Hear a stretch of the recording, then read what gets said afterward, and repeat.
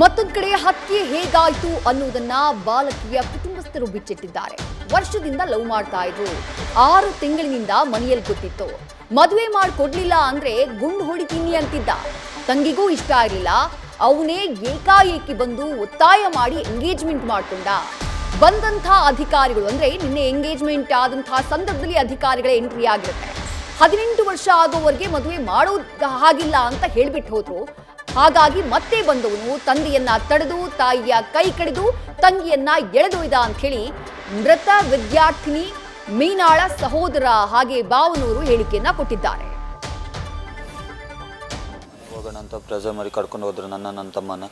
ಆಮೇಲೆ ಹೇಳಿದ ಅವನು ಕ್ರಿಕೆಟ್ ಆಡ್ಬಿಟ್ಟು ಬನ್ನಿ ಹೋಗಿ ನಾ ಮಲಗಿರ್ತೀನಿ ಆಮೇಲೆ ಎಬ್ಸು ಬಂದು ಅಂತ. ಕ್ರಿಕೆಟ್ ಆಡಿ ಬರೋಷ್ಟಿಗೆ 6 ಗಂಟೆಗೆ ಇವನು ಇಲ್ಲ ಅವ್ರು ಬಂದು ಕೇಳುವಾಗ ಇವನು ಇಲ್ಲ ನಿಮ್ಮ ಮನೆಗೆ ಹೋಗಿದ್ದಾನೆ ಅಂತ ಹೇಳಿದ್ರು. ಬೇರೆಯವರು ಬಂದು ಈ ಥರ ಪ್ರಕಾಶ ಗಲಾಟೆ ಮಾಡ್ತಿದ್ದಾನೆ ಅಂತ ಮನೆ ಹೇಳ್ಬೇಕಾದ್ರೆ ನಾವು ಮನೆಗೆ ಹೋಗಿ ನೋಡೋದ್ರಲ್ಲಿ ಹಿಂಗಾಗಿತ್ತು. ಅವನ ನಮ್ಮನ್ನೇ ಕರ್ಕೊಂಡು ಹೋಗಿದ್ದು ಬಂದು ಇದು ಮಾಡಿದ್ದಾನೆ. ಅವ್ರ ಮನೇಲಿ ಇಡಿಸ್ಬಿಟ್ಟು ಕ್ರಿಕೆಟ್ ಆಟ ಕಳಿಸಿದ್ರು.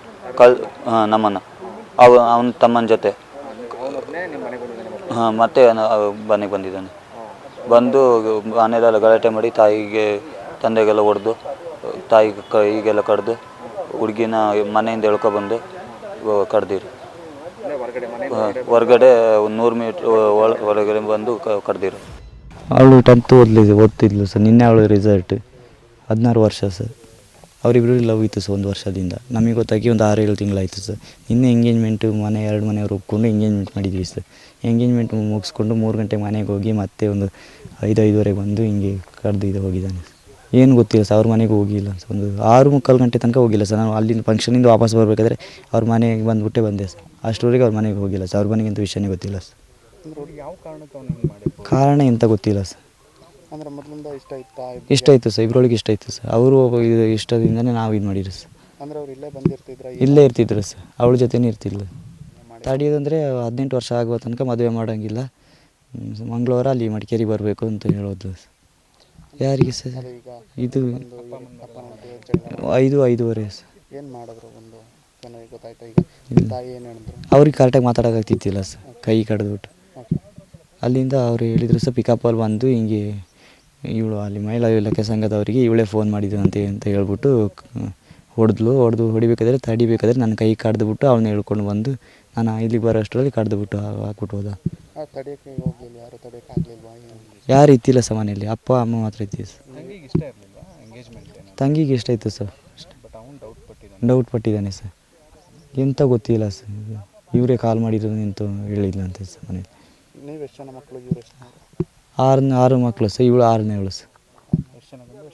ಇಬ್ಬರೊಳು ಗಂಡು ಸರ್, 4 ಹುಡುಗಿರು ಸರ್.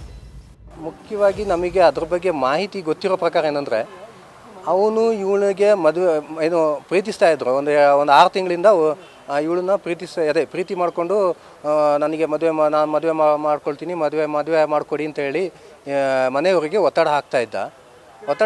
ಇವರು ಆ ಥರ ನಮಗೆ ಹೇಳ್ತಾಯಿದ್ರು, ಒತ್ತಡ ಆಗ್ತಾ ಇದ್ದಾರೆ ಅಂತ. ಅದೇ ಪ್ರಕಾರ ಇವರು ಅವರಿಗೆ ಒಂದು ಮಾತು ಕೊಟ್ಟಿದ್ರು. ಸರಿ, ಅವನು ಒತ್ತಡಕ್ಕೆ ಮಣಿದು ಏನು ಮಾಡಿದ್ದಾರೆ, ಮಾತು ಕೊಟ್ಟಿದ್ದಾರೆ. ಸರಿ, ನಿನಗೆ ಮದುವೆ ಮಾಡಿಕೊಡ್ತೀವಿ, ಏಜ್ ಆಗಲಿ. ಈಗ ಏಜ್ ಆಗದೆ ನಾವು ಏನೂ ಮಾಡೋಕ್ಕಾಗೋದಿಲ್ಲ. ಹುಡುಗಿ ಏಜ್ ಆಗಬೇಕು.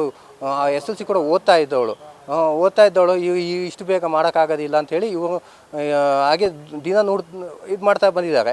ಅಷ್ಟೊತ್ತಿಗೆ ಅವನಿಗೆ ಇನ್ನೇನಾಗಿದೆಯೋ ಗೊತ್ತಿಲ್ಲ, ಸಡನ್ನಾಗಿ ಬಂದು ಎಂಗೇಜ್ಮೆಂಟ್ ಮಾಡಿಕೊಡ್ಬೇಕು, ನೀವು ಮಾಡಿಕೊಡಿಲ್ಲ ಅಂದರೆ ನಾನು ಹುಡುಗಿನ ಬಿಡೋದಿಲ್ಲ, ಹಾಗೆ ಹೀಗೆ ಅಂತ ಇವರಿಗೆ ಬೆದರಿಕೆ ಹಾಕಿದ್ದಾಳೆ. ಬೆದರಿಕೆ ಹಾಕಿದ ತಕ್ಷಣ ಇವ್ರು ಏನು ಮಾಡಿದ್ದಾರೆ, ಅವನ ಬೆದರಿಕೆಗೆ ಇವರು ಮನೇಲಿ ಇವರು ಅಷ್ಟೇನು ಇದಾಗಿಲ್ಲ. ಹಾಗಾಗಿ ಅವನ ಬೆದರಿಕೆಗೆ ಇವ್ರು ಏನು ಮಾಡಿದ್ದಾರೆ, ಎಂಗೇಜ್ಮೆಂಟು ಮಾಡಿಕೊಟ್ಟಿದ್ದಾರೆ. ಎಂಗೇಜ್ಮೆಂಟ್ ಮಾಡಿಕೊಂಡು ಹೋಗಿದ್ದಾರೆ. ಅವರೆಲ್ಲ ವಾಪಸ್ ಮನೆಗೆ ಹೋಗಿದ್ದಾರೆ. ಎಲ್ಲ ಎಂಗೇಜ್ಮೆಂಟ್ ಮುಗಿಸ್ಕೊಂಡು ಸಾಯಂಕಾಲ ವಾಪಸ್ ಬಂದು ಮನೆಗೆ ಬಂದು ಈ ಥರ ಮಾಡಿದ್ದಾರೆ. ಎಂಗೇಜ್ಮೆಂಟ್ ದಿನಾನೇ ತಂದೆ ತಾಯಿ ಜೊತೆಲೇ ಇದ್ರಂತೆ. ನಾವು ಕೂಡ ಎಂಗೇಜ್ಮೆಂಟಿಗೆ ಅದಕ್ಕೇನು ಹೋಗಿಲ್ಲ. ಬಟ್ ಇವರು ಹೇಳಿದ ಪ್ರಕಾರ ಅವರು ಅಲ್ಲೇ ಇದ್ರಂತೆ. ಅವರಿಗೆ ಏಟಾಗಿದೆ, ಅವರಿಗೂ ಅವನು ಹೊಡೆದಿದ್ದಾನಂತೆ. ಮತ್ತು ಅವ್ರ ತಾಯಿ ಮೇಲೇನೂ ಹಲ್ಲೆ ಮಾಡಿದ್ದಾನೆ. ತಾಯಿ ಮೇಲೆ ಅವರ ಕೈನ ಕಡಿದು ಕೈ ತುಂಬ.